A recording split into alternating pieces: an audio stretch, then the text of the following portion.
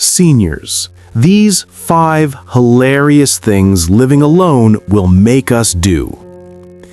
After 60, many imagine living alone is sad, don't they? You picture empty rooms, hours slipping by, waiting for someone to call. But often it means something else entirely. Freedom, and some funny little habits no one talks about. The kind that would make our grandchildren laugh, even if we keep them as secrets. You know those moments when you catch yourself doing something so silly you glance around to see if anyone noticed, even though you live alone? That's when you realize we're not just surviving, we're thriving in ways both touching and hilarious. Hi, it's Vernon again. Today, I'll share 5 hilarious things living alone makes us do in old age. The kind of stories we laugh about quietly to ourselves, but rarely talk about out loud. These aren't signs of loneliness, they're signs of liberation. And trust me, by the end of this video, you'll be nodding along and probably remembering your own funny moments. Before we dive in, if you're enjoying content about aging gracefully with humor and wisdom, hit that like button and subscribe to my channel. I share life insights, humor, and real talk about this beautiful stage of life we're all navigating together. So let's start with the first habit, one that might sound a little odd at first, but I bet you've caught yourself doing it more than once. Number 1, talking to objects and yourself. Not to people, mind you, to objects, to ourselves, to the television like it can hear us argue back. Why do we do this? Well, when you live alone, silence can become so complete that you start craving conversation, any conversation. So you create it. Your brain, after decades of social interaction, doesn't just turn off the need for dialogue. Instead, it finds creative outlets. You'll find yourself saying, "Come on, toaster, don't burn it today," or "Where did you put those keys, Vernon?" And yes, I do answer myself sometimes, usually with something like, "If I knew that, I wouldn't be asking." My neighbor Elle told me she has full conversations with her plants. "Good morning, Gertie," she says to her geranium every single day. "You're looking particularly lovely today. Did you sleep well? Oh, your leaves are drooping a bit. Are you thirsty?" She waters them while chatting about the weather, her plans for the day, sometimes even neighborhood gossip. And you know what? Gertie and her plant friends seem to be thriving under all that attention. Margaret's apartment looks like a greenhouse, and she swears it's because of their daily chats. We get genuinely frustrated when objects don't cooperate. I once spent 10 minutes arguing with a jar of pickles that wouldn't open, calling it stubborn and unreasonable. "Listen here, jar," I said.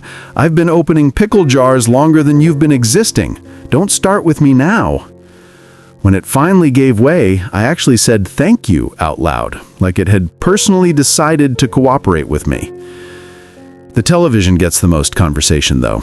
We argue with news anchors, give advice to game show contestants, and sometimes even cheer for our favorite characters in shows we've seen dozens of times. "Don't go in there," we shout at the screen, as if this time they might actually listen. Sometimes the best conversations are with someone who never talks back, like my coffee mug. It's always ready to listen, never judges my morning hair, and keeps my secrets better than any therapist I've ever had. I'm curious, do you find yourself having these solo conversations too? Drop a comment below and share your funniest talking to objects moment. I bet we've all got some stories that would make us laugh together. And if we can hold full conversations with coffee mugs and pickle jars, what do you think happens when we step into the kitchen alone? Number 2, completely unconventional eating habits. The things we eat when nobody's watching. When you live alone, Meals quickly stop being formal occasions and turn into whatever works in the moment. Dinner for one becomes a playground for creativity, shortcuts, and little indulgences you'd never dare serve to guests.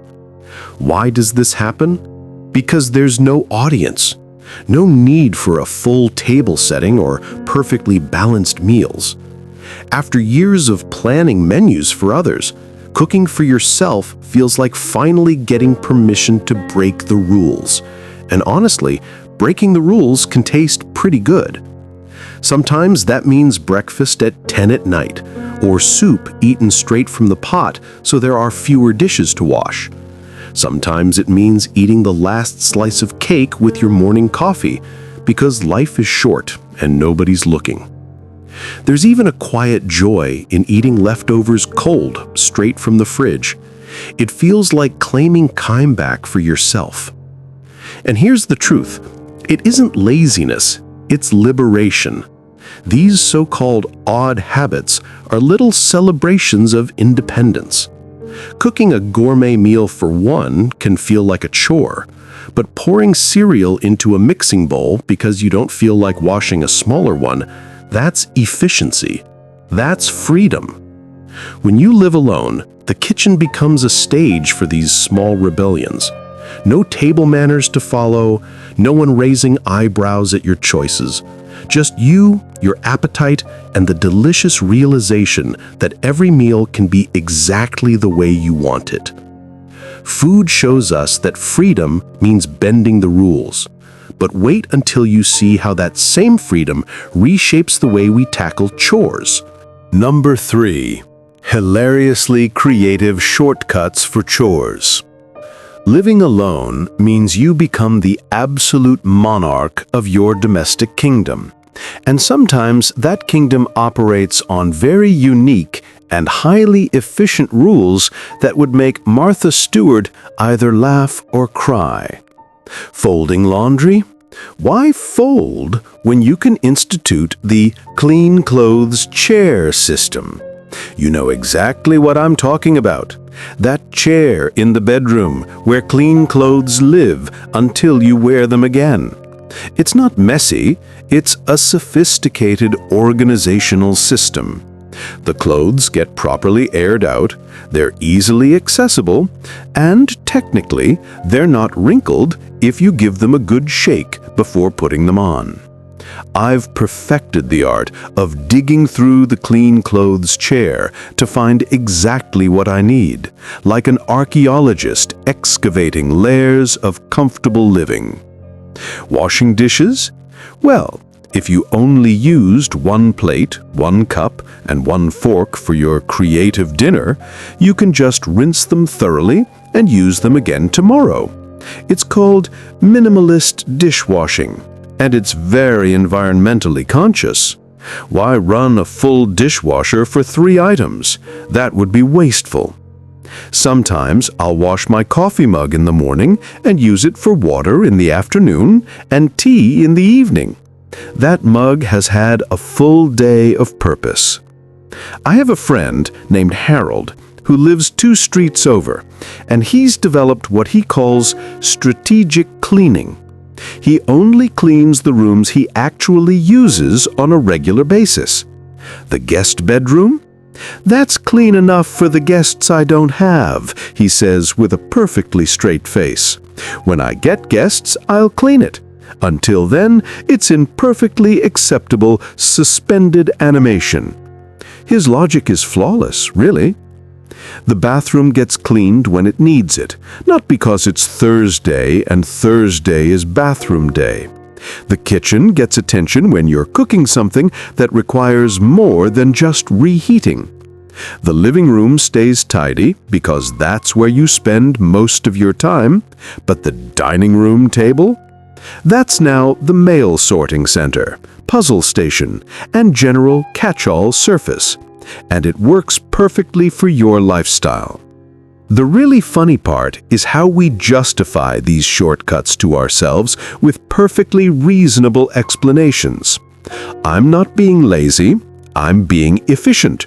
I'm conserving energy for more important things like reading, gardening, or calling my grandchildren. And honestly, sometimes we're absolutely right. Life's too short to spend it doing chores perfectly when there's no one there to appreciate the perfection anyway. You know what the truth is? We've learned to clean for ourselves, not for others, and that's actually quite liberating. Save this video so you can come back to it whenever you need a reminder that your domestic shortcuts are actually signs of practical wisdom, not character flaws. Once you've mastered shortcuts like the legendary clean clothes chair, your wardrobe decisions take on a whole new level of comedy. Number 4. Unique fashion choices at home and sometimes beyond. When you live alone, your relationship with clothing becomes beautifully, hilariously flexible. The rules you once followed about proper dress and appropriate attire suddenly seem arbitrary and unnecessarily complicated. Why change clothes if you're not going anywhere important? Why match socks if no one's going to see them anyway? Why wear real pants when soft pajama pants feel like a warm hug all day long? These are the deep philosophical questions that occupy our minds when we realize that most of fashion was really about impressing other people. I've worn the same incredibly comfortable t-shirt for 3 days straight, only changing it because I needed to go to the grocery store. And even then, I stood in my closet for 5 minutes debating whether the local grocery store really counted as a place where I needed to look presentable. The beautiful thing about solo dressing is the complete freedom from judgment. You can wear your favorite sweater, the one with tiny holes and frayed cuffs, until it's practically see-through, because it feels like being hugged by an old friend. You can have inside clothes and outside clothes, and never let the two categories meet. I once went to the mailbox wearing one blue sock and one striped sock, and instead of being embarrassed, I thought, well, this is actually quite festive. There's something liberating about realizing that mismatched socks are only a problem if you decide they're a problem. The freedom extends to accessories too, or the complete lack thereof. No jewelry unless you feel like it. No makeup unless it brings you joy. No styled hair unless you're in the mood. Some days you're perfectly put together, and some days you look like you've been raised by comfortable furniture, and both are completely acceptable choices. As I like to say, fashion is supposed to make you feel good, not look good for other people. And at our age, we've finally learned the difference. I used to think mismatched socks were my funniest habit, until I caught myself turning the living room into a stage. Number 5. Full entertainment mode. Singing, dancing, and talking to the TV.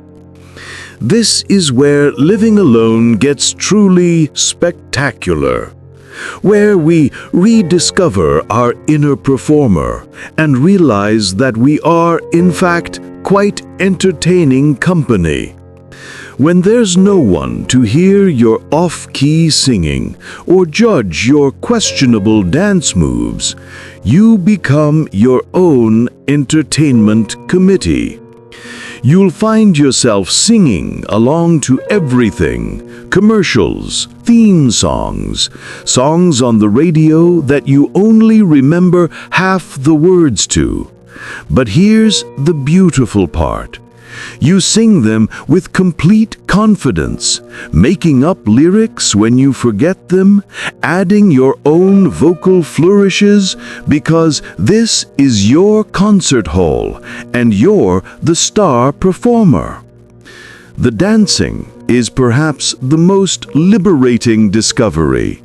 You'll find yourself doing little shoulder shimmies while waiting for coffee to brew, full twirls while folding clothes, and elaborate choreography while vacuuming.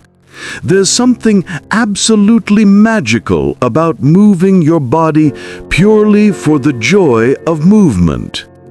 I've developed what I call chore choreography, specific dance moves for different household tasks.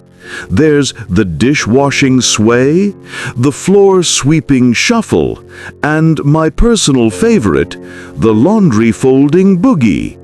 Somehow, everything gets done faster when there's music and movement involved. But the television conversations, oh, those are where we really shine as solo entertainers. I have heated discussions with news anchors who obviously can't hear my very valid counterpoints. "That's not the whole story," I'll shout at the evening news. I've solved more political problems from my living room than most actual politicians. Game shows bring out my competitive coaching side. "Don't pick that answer," I'll say urgently to contestants who are clearly not listening to my excellent advice. "It's obviously B." And when they pick the wrong answer anyway, I feel personally betrayed. When no one's watching, we remember how to play. We remember that joy doesn't need an audience. Sometimes it's even better without one. We become our own entertainment, and we're surprisingly good company. Life's too short to sing quietly or dance carefully, especially in the privacy of your own home, where every performance gets a standing ovation from an audience of one. By staying with me through these stories, you've discovered that solitude after 60 isn't a burden, it's a mirror, reflecting freedom, humor, and a deeper connection with ourselves than ever before. Living alone in old age isn't sad or empty by default. It's full of small, hilarious freedoms that remind us life is meant to be enjoyed, not just endured. It's about rediscovering who we are when we strip away all the expectations and performances we've carried for decades. These quirky habits we develop, they're not signs that we're losing it, they're signs that we're finding it. Finding the courage to be completely, authentically ourselves. Finding humor in everyday moments. Finding joy in the simple act of being comfortable in our own company and our own skin. Happiness is learning to laugh at yourself and not caring who hears. Actually, when you live alone, the beauty is that sometimes only you hear, and that laughter echoing through your own home is one of the sweetest sounds in the world. Now, I'm genuinely curious, which of these 5 things resonated most with you today? Which one made you think, "Oh my goodness, I do that too"? Or maybe even, "I thought I was the only one"? I want to hear from you in the comments below. Your stories and experiences might be exactly what another person needs to feel less alone in their solo living journey and more connected to this wonderful community of people who've discovered the joy of independent living. And if this conversation has opened your heart to the idea that living alone can be joyful, liberating, and yes, absolutely hilarious, please hit that like button and subscribe to this channel. I have so many more videos about positive aging, finding humor in daily life, and discovering the profound wisdom and unexpected joys that come with this beautiful stage of life we're all navigating. I'm Vernon. Thanks for watching till now. See you in the next video.